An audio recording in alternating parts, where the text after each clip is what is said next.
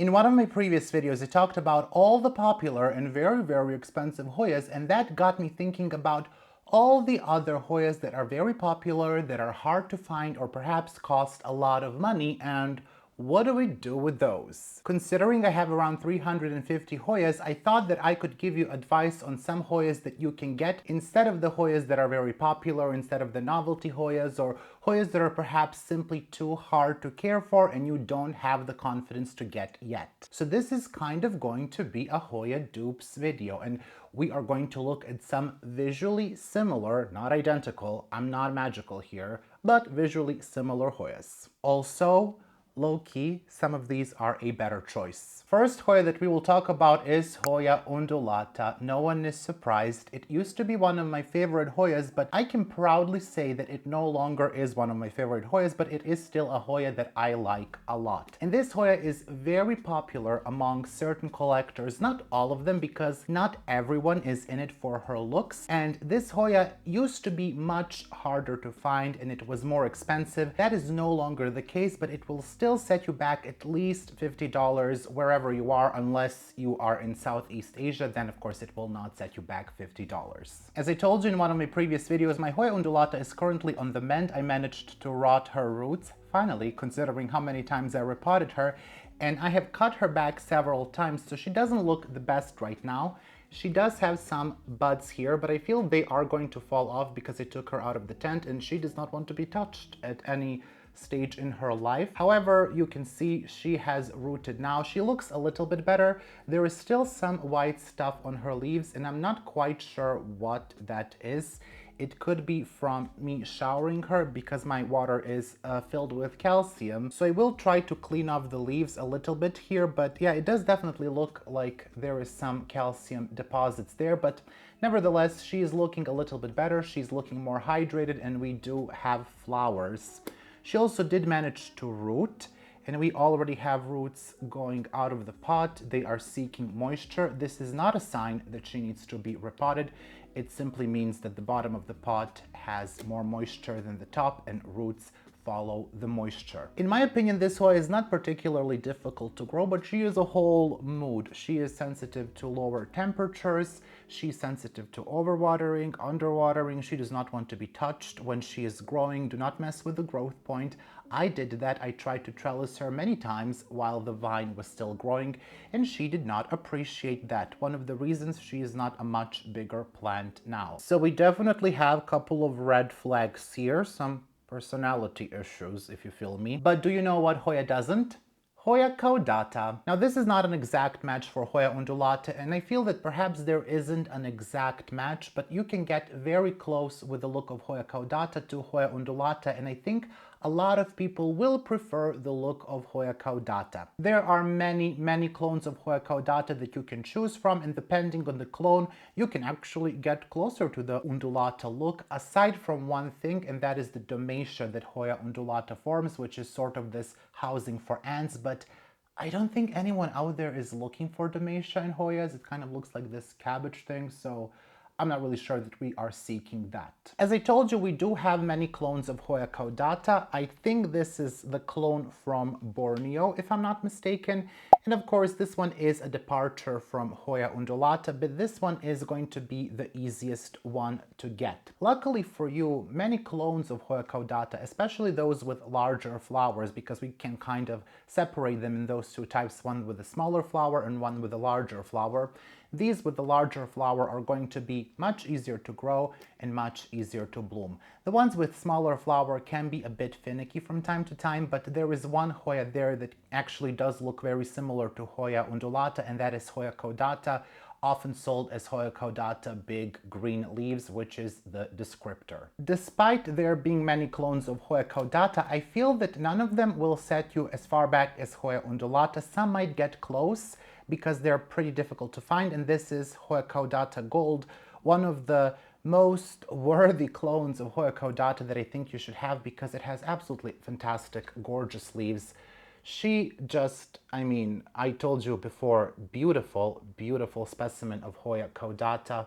I will try to include some B-roll here so you can see that gorgeousness. This one is the slowest clone for me, but I feel that she kind of replaces all of that with her beauty. We also have here Hoya caudata silver, which, you know, it is silver-ish, but I feel that the one that we call gold is more silver, and that gold stands for the color of the flower. It's not bad. This one is also nice. It used to be my favorite clone, but then I got Hoya caudata gold and there was no further discussion. We also have one more clone, and this one I particularly love because it grows so fast. It is such a grateful plant, and this is the clone TN99008, I believe. It used to be Affinity caudata, but it is Hoya caudata. You can admire my trellising here. It is absolutely just... Is there an Olympics in trellising? Because I think I need to apply. That was sarcasm. Not a very good one. It is a beautiful, beautiful clone. It will flower for you, I think, less than 6 months from rooting the cutting. Hoya undulata is not something that will necessarily flower early on, but it can be done. I rooted once a cutting for my friend Farah, and as soon as it rooted, it actually bloomed, and it bloomed before my mother plant, so I really appreciate that. When it comes to flower, of course, Hoya caudata does not match the flower of Hoya undulata. If you're looking for a Hoya that will match the vibe of Hoya undulata's flower, I would tell you to look into Hoya buntokensis, but I think that one will set you back as much as Hoya undulata, and you can look into some clones of Hoya griffithii. Since we are on the topic of duplicates and replacements, I want to briefly talk about something that does not have a replacement, and that is your mental health. Many times we don't take notice of our mental health and we find substitute for our happiness, whether it be buying a new plant for that jolt of joy or perhaps taking a self-care day. All of these things are good, but we can still struggle with our happiness after taking these steps, and that is something that I have experienced as well. I have been functioning with anxiety for a long time, and sometimes it is not so difficult to manage, and sometimes it can be really hard to do that. If you find yourself in a situation like that, or if you find that something is interfering with your happiness or preventing you from achieving your goals, consider listening to me talk about the sponsor of this video, BetterHelp. Regardless if you have some clinical mental health issues such as anxiety or depression, or if you're just simply going through a difficult time in your life, therapy can give you tools to approach your life in a different way. BetterHelp's mission is to make therapy more affordable and more accessible, and I think this mission is very important because sometimes finding the right therapist can be a challenge. Maybe you are limited with the options in your areas, or for whatever reason you do not want to go to a therapist in your area. This is where BetterHelp can help you out. BetterHelp is a platform that makes finding a therapist easier because it is online and it is remote, and just by filling out several questions, BetterHelp can match you with therapists in little as few days. It is easy to sign up and get matched with a therapist. I have a link in the description that you can follow. It is betterhelp.com/basieplants. That is BetterHelp, HELP.com/basieplants. Clicking that link helps supports my channel and me, and it is also great for you because I got you 10% off of your first month of BetterHelp, and you can check out if therapy is right for you. Finding the right therapist is a little bit like dating. For whatever reason, you may not vibe with the other person, which is perfectly normal. That is okay. And the benefit of BetterHelp is if that happens, if you don't vibe with your therapist, which again happens, perfectly normal, you can easily switch to a new therapist, and it is free of charge, and you don't have to worry about things like insurance or who is in your network or anything similar. So if you feel like you're struggling, consider online therapy with BetterHelp. You can click the link in the description, which is betterhelp.com/basieplants. Once again, that is BetterHelp, HELP.com/basieplants. Thank you, BetterHelp, for supporting my channel, and thank you all for listening through. And now we can go back to the dupes video. We have two number 2s on our list. It's a lot of 2s in one sentence. They are Hoya nabawanensis variegated and Hoya lacunosa variegated. And these two Hoyas are very popular. Perhaps you did not hear about Hoya nabawanensis, but I do believe you have because I also mentioned it in my previous video. These two don't really look similar in their appearance, but perhaps sometimes they can be mistaken if you don't see the reference photo, like if there isn't a hand or anything like that. But Hoya nabawanensis does have slightly larger leaves. I was personally very surprised when I got my inner variegated clone of Hoya lacunosa how tiny the leaves are. They're so small. Now, I do feel a great substitute for any of these two is Hoya valiniana variegated, and that is this plant here. It definitely looked better, I think, in a small pot. Maybe I should just trim her here and kind of make a fuller pot, but also lazy. She also needs to be watered, and I'm gonna be right honest with you, there is water in the reservoir, but as I told you before, sometimes I see that plants struggle a bit when it comes to repotting in pond, and this was upsized, and I think some of the roots are not really reaching there for that reservoir, so we will need to be top watering there for a moment, but you know, we'll fix that after the video. This Hoya used to be a lot more difficult to find, and it was much more expensive than it is today. It was never outrageously expensive, or at least not that I know of, but now I don't think you will have any issues if you want to find inner variegated Hoya walliniana. I wouldn't call it an exact replacement for any of these two plants, especially when it comes to Hoya lacunosa. I think it will be very difficult to match the vibe of inner variegated Hoya lacunosa, but when it comes to Hoya nabawanensis, I do think that the vibe is there, and I'm just basing this off from the photos that I see online. I do feel that most of the vibe is there. When it comes to flowers, again, not an exact match, but also not very far off. I feel it's like, you know, with a couple of beers, it will be there, right? I do find Hoya walliniana very, very easy to grow, and it's quite fast after several months have passed. In the beginning, she is very slow and she is a little bit difficult to root, so she will take some time. I think my plant took about a month. I do think she roots faster in water. I rooted mine straight in pond in one of the propagation boxes, and every other time when I was rooting this plant, I rooted it again, I think in pumice, and one time in coco peat and perlite. It did take some time to get those roots going, but again, after a while, she does take off. She will look very pretty, very kind of pinkish in higher light, but do be careful. If you expose her to too much light, she will get this brownish reddish color that in my opinion is not super attractive. So finding the right level is also important here. She will grow, of course, in lower light. She might revert. My plant has never reverted, but I have seen for some people that she does revert. So it's not like Hoya heuschkeliana, inner variegated. That plant, I don't know that it has reverted ever for anyone. So that one is super stable, but it doesn't really match the vibe. Plants number 3 are Hoya species Aceh and Hoya species Tanggamus. And I put these two together not because they look like one another, but I feel there are just a lot of clones of these plants and they are very popular. And to me, they both fall under Finlaysoni complex type of Hoyas. So that's why I kind of decided to group them together and also to show you several examples that, again, are not going to match the vibe of the flower. If you're looking for the same vibe of the flower, which I don't think many people are, look into any clone of Hoya Finlaysoni. I do have a couple of things to say about Hoya species Tanggamus, but we will get to that. Let's first start with Hoya species Aceh. Here we have to consider why you're getting one of these plants. If you're getting Hoya species Aceh because it has beautiful, big, veiny leaves, I will tell you, consider something like Hoya meredithii. It has beautiful, beautiful big leaves. They are not the same vibe. They are more velvety. The veins are perhaps not as prominent, but I feel that you get similar look, not exact look, but you know, it's not too far off, and I think no one is going to be angry if they had Hoya meredithii in their collection, of course, unless you trellis it like this, which I don't know what happened there. But Hoya meredithii, I find, is a good replacement. Of course, we have more. I have a full desk full of Hoyas here that I'm struggling to manage. Another Hoya that you can look into if you want that big veiny leaf is Hoya species Nong Nooch. And I honestly don't know.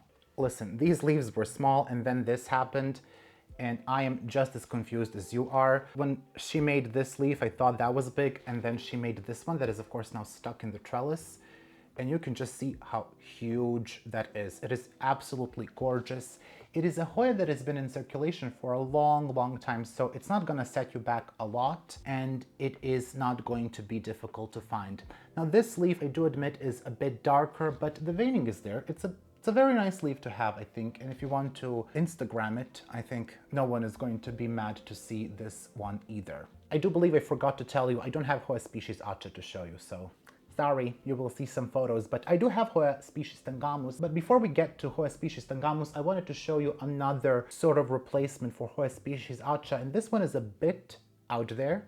because it's very distant when it comes to flowers, but it is Hoya species Tam Dao. Hear me out. Hoya species Tam Dao is a weird one. She's a weird one. Every leaf on this Hoya is different. So sometimes we will get leaves that are nice and veiny, like this one, and that has prominent veins, and I feel this one too. The leaves are quite dark. Sometimes they will be light and veiny, and this is not nutrient deficiency because it's like in the same pot, so it would display on all of the leaves. It's just kind of weird like that, to be honest with you. You can see here. She did this before as well. I don't know if I show you this leaf. Beautiful. And then sometimes we will get very big leaves. Like, excuse you, what is this? That is gorgeous and beautiful and splashy. Not such prominent veining, but come on. Girl is gorgeous. You are not going to be disappointed, listen to me. You're not going to be disappointed if you get this one. Every leaf is a surprise. Every leaf is a gift that keeps on giving. Very rare that two leaves on this plant are going to be the same, so it just brings me a lot of joy. Maybe that's why I put it in this video. Some clones of Hoya species Aceh, like the one that they call David Neal, those have smaller leaves, and I feel a good replacement is a plant we call Hoya affinity lambi. This one has smaller leaves, very prominent veining, maybe not so many veins like that clone that we call Hoya species Aceh David Neal, but nevertheless a great replacement. A bit slow in the beginning to grow, but once she gets used to your conditions, she will grow a lot. Bit annoying when it comes to flowering, to be honest. The flowers are very short-lived. They only last for a day, and I think they usually open at night. I can't remember now. It's been a long time since I saw the flowers. I saw them bud up, grow large, and then when I look the next day, they're gone. So I feel that she flowers during the night. This is my clone of Hoya Tanggamus, and I feel a good replacement for this one would be really any of the Finlaysonis. You have Hoya Finlaysonis that do have very beautiful leaves. A good replacement is perhaps Hoya clemensiorum if you can find a cheap one. I will mention Hoya clemensiorum in a bit. My clone is not a replacement for this because it's much prettier. Sorry to tell you that. It's a beautiful plant, and I really do think something maybe like even gunung gading will give you that back of the leaf that is kind of purplish, reddish, which of course does not show up on the camera because everyone is against me. The original leaves were much more prominent when it comes to veins, but that has not been something that I have been able to replicate in my conditions.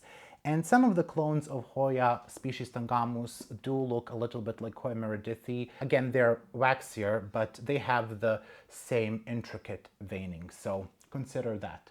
But I really feel that Finlaysoni is a good replacement because they flower like Hoya Finlaysoni. People will tell you that they flower like clemensiorum, which is true, and clemensiorum flowers like Finlaysoni, so we really are going back to that Hoya. The next one does not have a replacement. I'm not gonna BS you here. I'm not gonna try to sell you any BS. It's beautiful. Listen, we'll try to find a replacement, but I wouldn't replace anything with this one.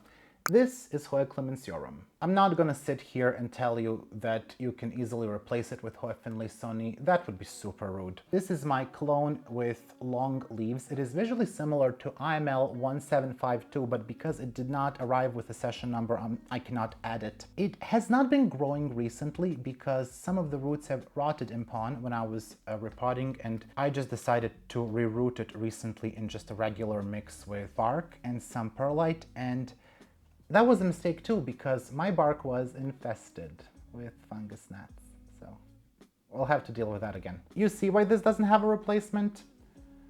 I just don't know of a Hoya, except of Hoya clemensiorum, that has these long, super veiny leaves. Look at the back. How dare I tell you there is a replacement? I'm not gonna lie to you. Like, look at those. There's no replacement. It is a Hoya that is a bit frustratingly slow. I feel that even when the roots were okay, she was not super fast. And I know that some other people have experienced similar. So we might need to check on the roots again. But my suggestion here is if you really want this with all of your heart, don't get a replacement. Nothing is gonna satisfy your thirst, trust me. I tried many times. I'm gonna show you some Hoyas that also have prominent veins, and this is my clone of Hoya erythrina. This is the NS clone. She's a bit unstable in this trellis. She is here in bloom. She blooms a lot.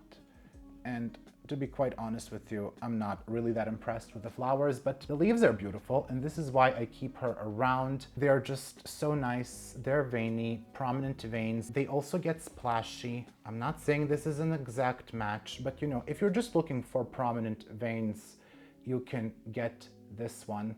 Not really sure how well it shows on camera. And of course, I'm being careful here with the plant because the trellis is a bit unstable. The back of the leaf is also very, very, very nice. Option 2 is Hoya goldeneye. Hoya goldeneye has been making some undulate leaves and some longer leaves for me.